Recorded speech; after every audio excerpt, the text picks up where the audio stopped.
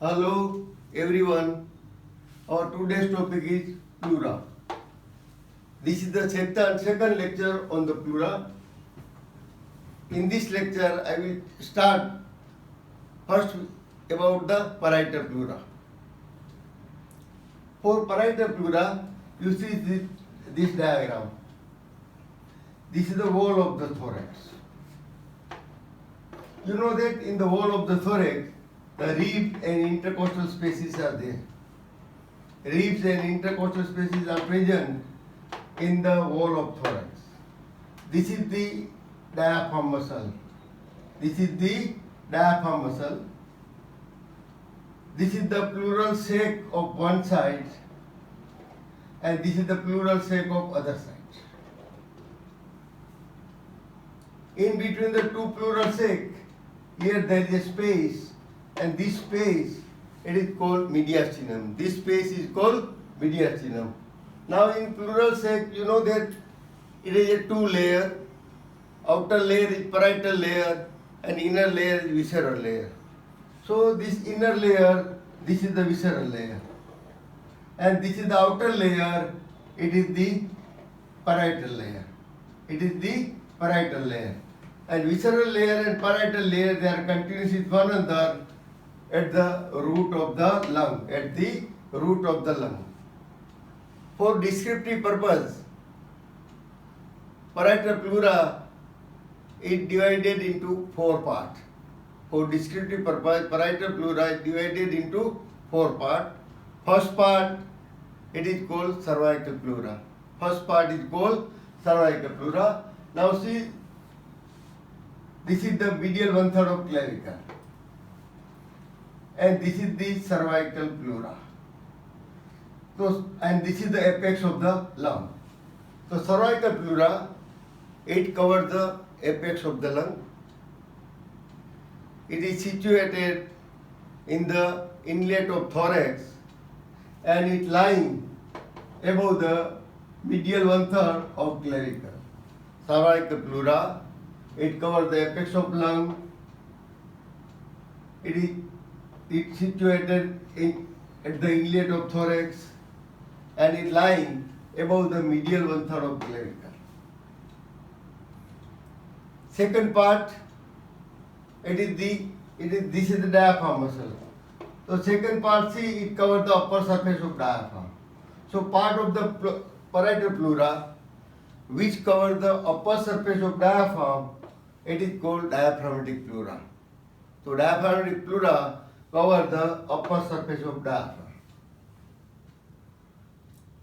Now, you know, this is the mediastinum. So this part of the parietal pleura, this part of parietal pleura form the lateral boundary of mediastinum. Form the lateral boundary of mediastinum. So part of the parietal pleura which form the lateral boundary or lateral limit of the mediastinum, it is called mediastinal pleura. It is called mediastinal pleura. And this part of parietal pleura, it covers the inner surface of rib and intercostal spaces. So part of the parietal pleura which covers the inner surface of rib and the inner surface of the intercostal spaces, it is called costal pleura. So parietal pleura is divided into four parts: cervical pleura, mediastinal pleura, diaphragmatic pleura, and the costal pleura. Now first we see the detail about cervical pleura. You see the detail about the cervical pleura. And for cervical pleura, see this diagram. This is the manubrium sterni, and this is the body of sternum. And this is the first thoracic vertebrae, body of first thoracic vertebrae, and this is the upper surface of body of first thoracic vertebrae. This is the first rib, and this is the costal cartilage of first rib. First rib having a two border, outer border and inner border. So, see, this is the cervical pleura, and this is the visceral pleura, and this is the apex of lung. This is the apex of lung, white area. Cervical pleura, it covers the apex of lung. It is situated in inlet of thorax. You know that inlet of thorax, it is a oblique opening. It is a oblique opening. Its posterior wall is higher level and anterior wall is lower level. Anterior wall, it is formed by upper border of sternum, and that is called suprasternal notch. So suppose we see the cervical pleura from the front. It is lying about 4 centimeters above the inner border of first rib. It is lying about 4 centimeters above the inner border of first rib. Or it is lying about 2.5 centimeters above the medial one-third of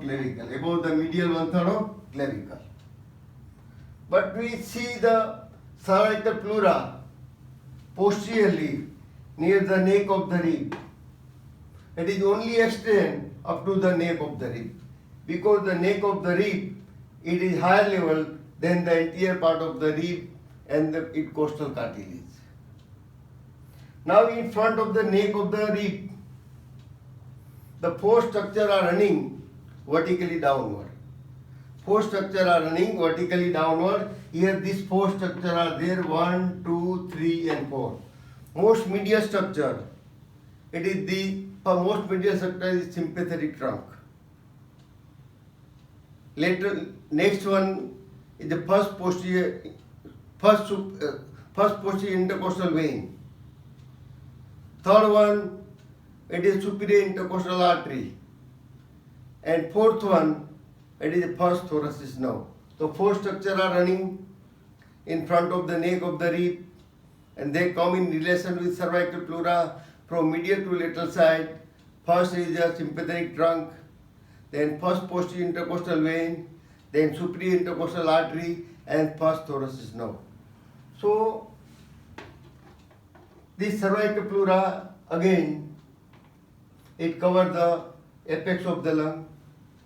It is situated in the inlet of thorax. Due to the inclined position of inlet of thorax, if we see the cervical pleura from front, it is lying about 4 centimeters above the inner border of first rib, or 2.5 centimeters above the medial one-third of clavicle. Posteriorly it extends up to the neck of the rib, and here it is related to four structures running in front of the neck. They are these four structures from medial to lateral side: sympathetic trunk, first posterior intercostal vein, superior intercostal artery, and first thoracic nerve.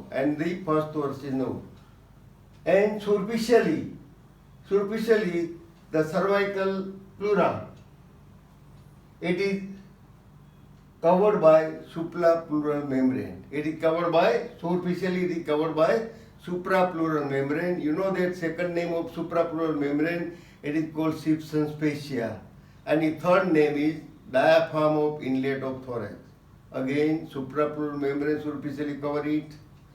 One name, second name is the Simpson fascia, and third name is the diaphragm of inlet of thorax. Now suppose, you know that here everywhere, from behind the sternum, costal cartilage, rib up to vertebrae, here there is a costal pleura right there. So below the first rib, if we trace the cervical pleura downward, it is continuous with the costal pleura. If we trace the cervical pleura below the first rib laterally, it is continuous with the costal pleura. Even posteriorly, below the first rib is continuous with the costal pleura. It means that below the first rib, anteriorly, laterally, and posteriorly, it is continuous with the costal pleura. It continues with the costal pleura. Now for medially, this is the cervical pleura. If we trace it medially, if the cervical pleura is traced medially below the first rib, it is continuous with the mediastinal pleura. It is continuous with the mediastinal pleura. So medially it continues with the mediastinal pleura. Anteriorly, laterally and posteriorly, below the first rib, it continues with the costal pleura. Now we come to the diaphragmatic pleura. Diaphragmatic pleura, it is this one. The diaphragmatic pleura, it is that part of parietal pleura which cover the upper surface of diaphragm muscles.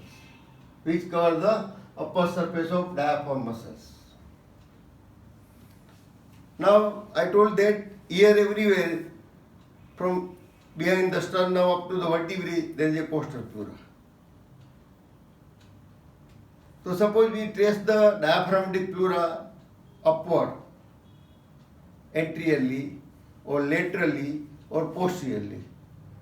So above diaphragmatic pleura, anteriorly, laterally and posteriorly continues with the costal pleura. Continues with the costal pleura. But we trace the mediastinal diaphragmatic pleura medially. If you trace the diaphragmatic pleura medially, it is continuous with the mediastinal pleura. So medially it is continuous with the mediastinal pleura. Upward, anteriorly, laterally and posteriorly it continues with the costal pleura. Now we come to the mediastinal pleura. Mediastinal pleura, it is that part of parietal pleura which forms the lateral boundary of mediastinum. For descriptive purpose, the mediastinal pleura is divided into three parts. Part above the root of the lung, part opposite the root of lung, and part below the root of lung. It divided into three parts. Part above the root of lung, part opposite the root of lung, and part below the root of lung. So above the root of lung, the mediastinal pleura, above the root of lung, mediastinal pleura, it is form a anteroposterior partition. It form a partition or septum, and this septum is extend anteriorly from sternum, posteriorly up to thoracic vertebrae. So it form a anteroposterior septum above the root of lung, which extending from sternum to the thoracic vertebrae. And opposite the root of lung, the mediastinal pleura, it is continuous with the visceral pleura. Opposite the root of lung, mediastinal pleura, it is continuous with the visceral pleura. Now, below the root of lung, mediastinal pleura, it form a pulmonary ligament.